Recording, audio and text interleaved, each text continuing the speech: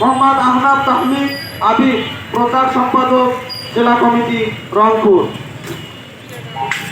ধন্যবাদ।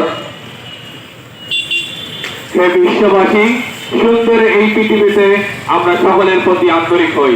আজ 10ই ডিসেম্বর আন্তর্জাতিক মানবাধিকার দিবস।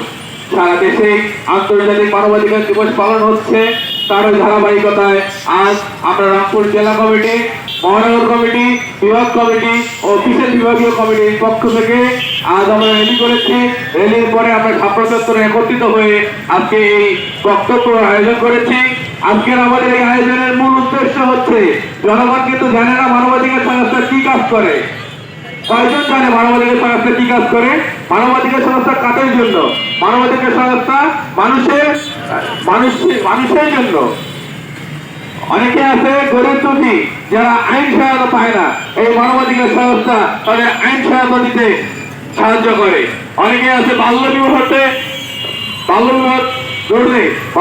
রোধে আন্তর্জাতিক মানবাধিকার সংস্থা কাজ করে। নারী নির্যাতন রোধে আন্তর্জাতিক মানবাধিকার সংস্থা কাজ করে।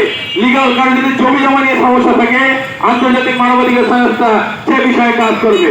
যে কোনো লিগাল কার্যক্রমে আমরা মানবাধিকার সংস্থা আপনাদের জনগণের পাশে আছি, সব সময় থাকবো। আপনারা অবশ্যই আমাদের স্মরণ করবেন। সেখানে যে সমস্যা হবে আমরা আমাদের সাথে আছি, থাকবো, সব সময় আছি। আপনারা নিঃসন্দেহে আমাদের সঙ্গে যোগাযোগ করবেন। লিগাল যে কোনো লিগাল বিষয়ে, এখানে নারী নির্যাতন হচ্ছে, লিগাল বিষয়ে আমাদেরকে ডাকবেন, আমরা আসবো। এখানে জমি জমা অবৈধ দখলমুক্ত করতে হবে, সেখানে আমরা আসবো।